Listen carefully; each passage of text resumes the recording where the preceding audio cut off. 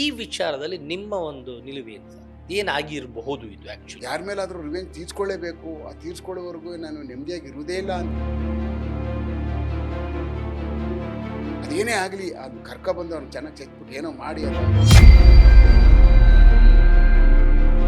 ನಾನು ತಿದ್ಕೊಳ್ಳೋದೇ ಇಲ್ಲ, ನಾನು ತಿದ್ದಕ್ಕೆ ಯಾರೂ ಇಲ್ಲ. ತಿದ್ದಕ್ಕೆ ಹತ್ರ ಬಂದವ್ರು ನಾನು ಯಾರನ್ನೂ ಬಿಟ್ಕೊಳ್ಳೋದೇ ಇಲ್ಲ. ನಿಮಗೆ ಇವಾಗ 100% ನಿಮಗೆ ಇಂಟರ್ಲಿ ವಿಷಯಗಳು ಗೊತ್ತಿರುತ್ತೆ. ದರ್ಶನ್ ಅವ್ರು ಭಾಗಿಯಾಗಿದ್ದಾರೆ.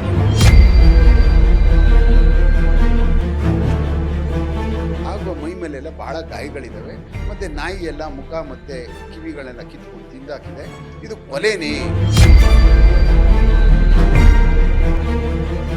ಈಗ ಅವನ ಮೊಬೈಲ್ ಏನು, ಅವನು ಯಾರು ಅಂತ ಗೊತ್ತಾದ ತಕ್ಷಣನೇ ಮೊಬೈಲು ನಮಗೆ ಸಂಪೂರ್ಣವಾದಂಥ ಒಂದು ಜಾತಕ ಹೇಳ್ಬೋದು.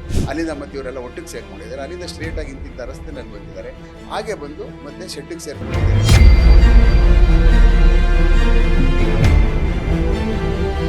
ಗೊತ್ತಾದ ತಕ್ಷಣ ಉಯಿಸಿ ಅಂತ ಗೊತ್ತಾಗ್ತದೆ. ಅವಾಗ ಅವನ್ನ ಪಿಕಪ್ ಮಾಡ್ಕೊಂಡು ಕರ್ಕೊಬರ್ತೀವಿ.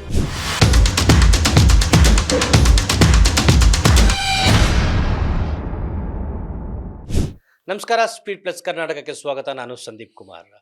ರೇಣುಕಾಸ್ವಾಮಿ ಹತ್ಯೆ ಪ್ರಕರಣದಲ್ಲಿ ಚಾಲೆಂಜಿಂಗ್ ಸ್ಟಾರ್ ದರ್ಶನ್ ಅವರು ಸದ್ಯಕ್ಕೆ ಆರೋಪದ ಮೇಲೆ ಪರಪ್ಪನ ಅಗ್ರಹಾರದಲ್ಲಿದ್ದಾರೆ. ಬಟ್ ಆದರೆ ಈ ವಿಚಾರಗಳ ಬಗ್ಗೆ ಮಾಧ್ಯಮ ಆಗಿರಲಿ, ಸೋಷಿಯಲ್ ಮಾಧ್ಯಮ, ಪತ್ರಿಕೆಗಳಲ್ಲಿ ಹಾಗಂತೆ ಹೀಗಂತೆ, ಈ ರೀತಿ ಆಯಿತು ಆ ರೀತಿ ಆಯಿತು, ಸಾಕಷ್ಟು ವಿಷಯಗಳು ಬರುತ್ತೆ. ಬಟ್ ಆದರೆ ಈ ರೀತಿಯ ಸಾಕಷ್ಟು ಹೈ ಪ್ರೊಫೈಲ್ ಕೇಸ್ಗಳನ್ನ ಹ್ಯಾಂಡ್ಲ್ ಮಾಡಿರುವಂಥ ಪೊಲೀಸರಿಗೆ ಅಲ್ಲಿ ಪ್ರೆಷರ್ ಏನಿರುತ್ತೆ, ನಿಜವಾದ ಪರಿಸ್ಥಿತಿ ಹೇಗಿರುತ್ತೆ, ಯಾವ ರೀತಿ ಹ್ಯಾಂಡಲ್ ಮಾಡ್ತಾರೆ, ಈ ಎಲ್ಲ ವಿಚಾರಗಳನ್ನ ಮೋಸ್ಟ್ಲಿ ಪೊಲೀಸ್ ಜೊತೆ ನಾವು ಕೇಳಿ ತಿಳ್ಕೊಂಡಿಲ್ಲ. ಈ ವಿಚಾರವಾಗಿ ಮಾತಾಡೋಕ್ಕೆ ನನ್ನ ಜೊತೆ SK ಉಮೇಶ್ ಅವರಿದ್ದಾರೆ. ಅವರು ಸಾಕಷ್ಟು ಸೋಷಿಯಲ್ ಮೀಡಿಯಾದಲ್ಲಿ ತುಂಬ ಒಬ್ಬರು ಫೇಮಸ್ ಅಂತಲೇ ಹೇಳ್ಬೋದು. ಯಾಕೆ ಅಂತಂದರೆ ಅವರ ಒಂದು ಅನುಭವದ ಕತೆಗಳನ್ನ ಅವ್ರು ಯಾವುದೋ ಒಂದು ಮಾಧ್ಯಮದಲ್ಲೋ ಎಲ್ಲೋ ಒಂದು ಕೂತ್ಕೊಂಡು ಹೇಳ್ತಾ ಇದ್ದಾರೆ. ಅದನ್ನು ನಾವು ನೋಡ್ತಾ ಇದ್ದರೆ ಎಲ್ಲೋ ಒಂದು ವಿಷುವಲಿ ನಮ್ಮ ಕಣ್ಣೆದುರು ಏನೋ ಒಂದು ಕಥೆಯನ್ನು ನೋಡ್ದಂಗೆ ಇರುತ್ತೆ ಅನುಭವ. ಅಷ್ಟು ಅದ್ಭುತವಾಗಿ ವಿವರಿಸ್ತಾರೆ. ಆ್ಯಂಡ್ ಸರ್ ನಮಸ್ತೆ, ವೆಲ್ಕಮ್ ಟು ಶೋ. ನಿಮ್ಮ ಸಾಕಷ್ಟು ಎಪಿಸೋಡ್ಗಳನ್ನ ನೋಡಿದ್ದೀನಿ. ಒಂಥರ ಕೈಂಡ್ ಆಫ್ ಇನ್ಸ್ಪೈರಿಂಗು. ಪೊಲೀಸ್ ಆಗುವವರೆಗೂ ಆ್ಯಂಡ್ ಕಾಮನ್ ಮ್ಯಾನ್ಗೂ ಈ ರೀತಿ ಇರಬೇಕು ಅಂತ. ಆ್ಯಂಡ್ ಇನ್ನು ಈ ಪ್ರಕರಣ ನಿಮಗೆ, ದರ್ಶನ್ ಅವರ ಪ್ರಕರಣ ಗೊತ್ತಿದೆ ನಿಮಗೆ. ಯಾಕಂದರೆ ಇವಾಗಲೂ ಸಾಕಷ್ಟು ವಿಷಯದಲ್ಲಿ ಒಂದು ಗೊಂದಲ, ಕ್ವಶನ್ ಮಾರ್ಕ್ ಏನಂದರೆ ಪರನೂ ಮಾತಾಡ್ತಾರೆ, ವಿರೋಧನೂ ಮಾತಾಡ್ತಾರೆ. ಯಾಕಂದರೆ ಅಕ್ಯೂಸ್ಡ್ ಅಂತ ಆಗಿದೆ ಆರೋಪಿ, ಬಟ್ ಅಪರಾಧಿ ಅಂತ ಇನ್ನೂ ಸಾಬೀತಾಗಿಲ್ಲ. ಬಟ್ ಎಲ್ಲೋ ಒಂದು ವಿಚಾರಗಳು ಕೆಲವೊಂದು ನೋಡ್ತಾ ಹೋದಾಗ ಒಂದು ಕಡೆ ಇರಬಹುದೇನೋ ಅಂದರೆ ಇನ್ನೊಂದು ಕಡೆ ಗೊತ್ತಿಲ್ಲ ಅನ್ನೋದು ಒಂದಿದೆ. ಬಟ್ ಬೀಯಿಂಗ್ ಕಾಪ್ ಆಗಿ, ಪೊಲೀಸ್ ಆಗಿ ಇಂಥ ಪ್ರೊಫೈಲ್ ಕೇಸ್ಗಳನ್ನ ಹ್ಯಾಂಡ್ಲು ಮಾಡಿದ್ದಾರೆ. ಈ ವಿಚಾರದಲ್ಲಿ ನಿಮ್ಮ ಒಂದು ನಿಲುವೇನು ಸರ್? ಏನಾಗಿರಬಹುದು ಇದು ಆ್ಯಕ್ಚುಲಿ?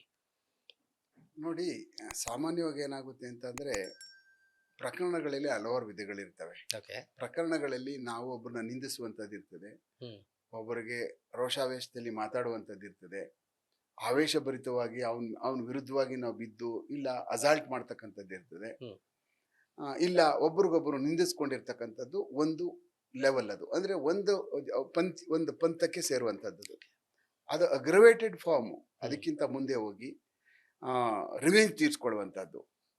ಯಾರ ಮೇಲಾದರೂ ರಿವೆಂಜ್ ತೀರ್ಸ್ಕೊಳ್ಳೇಬೇಕು. ಆ ತೀರ್ಸ್ಕೊಳ್ಳೋವರೆಗೂ ನಾನು ನೆಮ್ಮದಿಯಾಗಿ ಇರುವುದೇ ಇಲ್ಲ ಅಂತ ಅನ್ನುವಂಥ ಒಂದು ಪರಿಣಾಮಕಾರಿಯಾದಂತಹ ಒಂದು ವಸ್ತುಸ್ಥಿತಿ ತಲೆಯಲ್ಲಿ ಮನುಷ್ಯನಿಗೆ ಮೂಡಿಬಿಡ್ತು ಅಂತ ಅಂದರೆ ಅದನ್ನು ಪರಿಪೂರ್ಣ ಆಗುವವರೆಗೂ ಆ ಮನುಷ್ಯನಿಗೆ ಶಾಂತಿ ಇರೋದಿಲ್ಲ.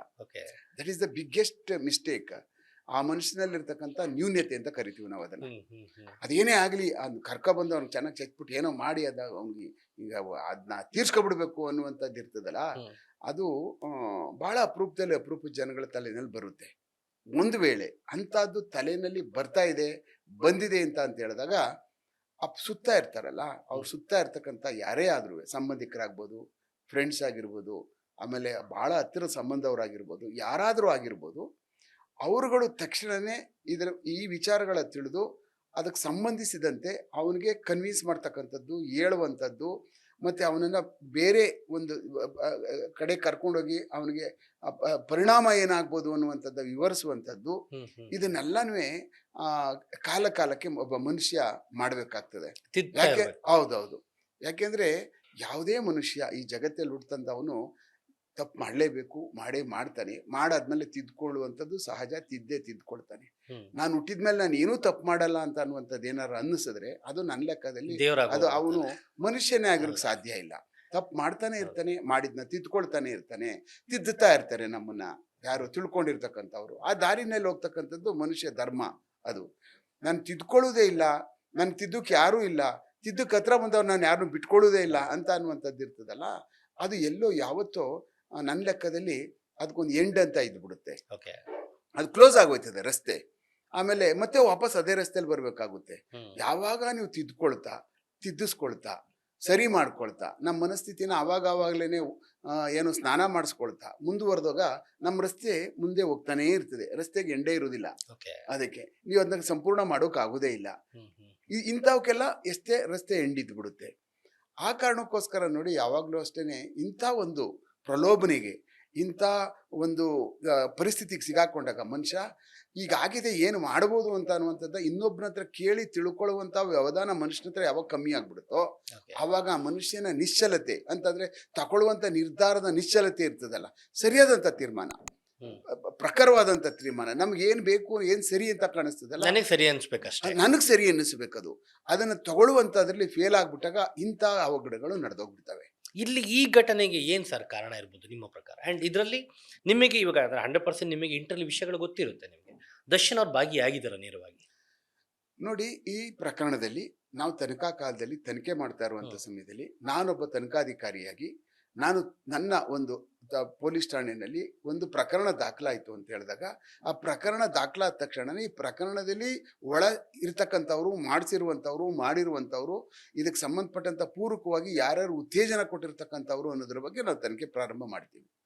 ಪ್ರಾರಂಭಿಕವಾಗಿ ಏನು ಅಂತ ಅಂದರೆ, ಆ ದಿನ ಸುಮ್ನಹಳ್ಳಿ ಒಂದು ಸರ್ವಿಸ್ ರಸ್ತೆನಲ್ಲಿ ಒಂದು ದೇಹ ಬಿದ್ದಿತ್ತು. ಆ ದೇಹದ ಸಂಬಂಧವಾಗಿ ಯಾರೋ ಒಬ್ಬ ಊಟ ಸಪ್ಲೈ ಮಾಡ್ತಕ್ಕಂಥ ಒಬ್ಬ ಕಂಪ್ನಿಯನ್ನು ನೋಡಿ ಅದನ್ನ ಈ ಪೊಲೀಸ್ ಠಾಣೆಗೆ ತಿಳಿಸಿ, ಈ ತರ ಒಂದು ದೇಹ ಬಿದ್ದಿದೆ, ನಾಯಿಗಳೆಲ್ಲ ಎಳೆದಾಡ್ತಾ ಇದ್ದಾವೆ ಅಂತ ಪೊಲೀಸ್ ಸ್ಟೇಷನ್ಗೆ ತಿಳಿಸ್ತಕ್ಕಂಥ ಜವಾಬ್ದಾರಿಯುತ ನಾಗರಿಕ ಮಾಡುವಂತ ಕೆಲಸವನ್ನ ಮಾಡಿದ್ದಾರೆ. ಅದ್ರ ಪ್ರಕಾರ ತಕ್ಷಣ ಪೊಲೀಸ್ನವರು ಅಲ್ಲಿಗೆ ಬಂದಿದ್ದಾರೆ. ಬಂದಾದ್ಮೇಲೆ ನೋಡ್ತಾ ಇರ್ಬೇಕಂತ ಸಮಯದಲ್ಲಿ ದೇಹದಲ್ಲಿ ಇರ್ತಕ್ಕಂಥ ಗಾಯಗಳನ್ನ ನೋಡಿದಾಗಲೇ ಪೊಲೀಸ್ ಅವ್ರಿಗೆ ಇದು ಯಾರೋ ಒಡೆದು ತಂದು ಹಾಕಿರ್ತಕ್ಕಂಥದ್ದು ಅನ್ನುವಂಥದ್ದು ಘನವಾದ ವಿಚಾರ ಗೊತ್ತಾಗುತ್ತೆ.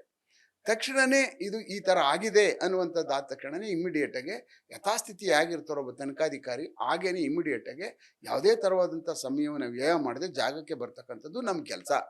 ಸ್ನಾನ ಮಾಡ್ಕೊ ಬರ್ತೀನಿ, ತಿಂಡಿ ತಿನ್ಕೊ ಬರ್ತೀನಿ, ನಥಿಂಗ್ ಡೂಯಿಂಗ್. ನೀವು ಯಾಕೆ ಮಲಗಿರ್ತೀರೋ ಹಾಗೆ ಎದ್ದು ಬಟ್ಟೆ ಹಾಕೊಂಡು ಗಾಡಿ ಇಲ್ಲ ಏನ್ ಸಿಗ್ತದೋ ಅದರಲ್ಲಿ ಆ ಜಾಗಕ್ಕೆ ಬರ್ತಕ್ಕಂಥದ್ದು ನಮ್ಮ ಅತ್ಯಂತ ಬೇಗ ಬರ್ತಕ್ಕಂಥದ್ದು ನಮ್ಮ ಧರ್ಮ. ಅದು ಆ ಜಾಗಕ್ಕೆ ಯಾಕೆಂದ್ರೆ ಅಲ್ಲಿರ್ತಕ್ಕಂಥ ಎವಿಡೆನ್ಸಸ್ಗಳು ಮತ್ತೆ ಏನೇನೋ ನಾಶ ಆಗ್ಬಿಡ್ಬಾರ್ದು. ನನ್ಗೆ ಗೊತ್ತಾದ ತಕ್ಷಣನೇ ನಾನು ಎಷ್ಟು ಬೇಗ ಬರೋಕ್ ಸಾಧ್ಯ ಆ ಜಾಗಕ್ಕೆ ಅನ್ನುವಂಥದ್ದೇ ನಮ್ಮ ತಲೆಯಲ್ಲಿ ಓಡ್ತಾ ಇರ್ತದೆ. ಇದು ಎಲ್ಲಾ ಪೊಲೀಸ್ ಅಧಿಕಾರಿಗಳಲ್ಲೂ ಓಡ್ತಾ ಇರ್ತದೆ. Not only one man. ಬಂದ ತಕ್ಷಣನೇ ಆ ಮನುಷ್ಯ ನೋಡಿದ ತಕ್ಷಣನೇ ಎಸ್ ಇದೊಂದು ಕೊಲೆ ಆಗಿದೆ, ಯಾರೋ ತಂದು ಇಲ್ಲಿ ಹೊಡೆದು ಹಾಕಿದ್ದಾರೆ ಅಂತ ಅನ್ನುವಂಥದ್ದು ನೋಡಿ ಪೂರ್ಣವಾಗಿ ತಕ್ಷಣನೇ ಇಮಿಡಿಯೇಟ್ ಆಗಿ ಹಿರಿಯ ಅಧಿಕಾರಿಗಳು ತಿಳಿಸ್ತಕ್ಕಂಥ ಅವ್ರದ್ದು ಜವಾಬ್ದಾರಿ. ಇಲ್ಲೊಂದು ಕೊಲೆ ಆಗಿದೆ, ಈ ತರ ಮನುಷ್ಯನ ಮೇಲೆ ಅಚ್ಚೆ ಇದ್ದದ್ದು ಯಾರು ಕೆರೆದಾಕಿದ್ದಾರೆ, ಹಾಗೂ ಮೈ ಮೇಲೆಲ್ಲ ಬಹಳ ಗಾಯಗಳಿದಾವೆ, ಮತ್ತೆ ನಾಯಿ ಎಲ್ಲ ಮುಖ ಮತ್ತೆ ಕಿವಿಗಳೆಲ್ಲ ಕಿತ್ಕೊಂಡು ತಿಂದಾಕಿದೆ, ಇದು ಕೊಲೆನೇ ಅಂತ ಅನ್ನುವಂಥದ್ದು ಹೇಳುವಂಥದ್ದನ್ನ ACPಗೂ ಮತ್ತೆ DCPಗಳಿಗೆ ಅವ್ರ ಕರ್ತವ್ಯ. ಆಮೇಲೆ ಅವರು ಕಮಿಷನರ್ಗೆ ಮತ್ತೆ ಬೇರೆಯವ್ರಿಗೆ ಮಾತಾಡ್ಕೊಳ್ಳುವಂಥದ್ದು ಇದು ರೊಟೀನ್ ಪದ್ಧತಿ, ನಮ್ಮ ಸಿಸ್ಟಮ್. ಅದು ಯಾವ ಕಾರಣಕ್ಕೂ ಇದನ್ನ ಡಿಲೇ ಮಾಡಬಾರ್ದು. ಒಂದು ವೇಳೆ ಡಿಲೇ ಮಾಡಿದ್ರೆ this is also N deletion of duty. ಯಾವ ಕಾರಣಕ್ಕೂ ಅವ್ರಿಗೆ ಹೇಳ್ತಕ್ಕಂಥದ್ದು ನಾನು ಹೋಗಲ್ ತಕ್ಷಣಕ್ಕೆ ಹೋದ ತಕ್ಷಣನೇ ಅವ್ರಿಗೆ ಹೇಳುವಂಥದ್ದು ಡಿಲೇ ಮಾಡಬಾರ್ದು. ಅದು ನಮ್ಮ ಸಿಸ್ಟಮ್ ಶಿಸ್ತು. ಅದು ತಕ್ಷಣನೇ ತಿಳಿಸ್ಬೇಕು. ಅವರು ಆ ಜಾಗಕ್ಕೆ ನಾವು ಬರ್ತೀವಿ ಅಂತ ಅನ್ನುವಂಥದ್ದು ಹೇಳ್ತಾರೆ.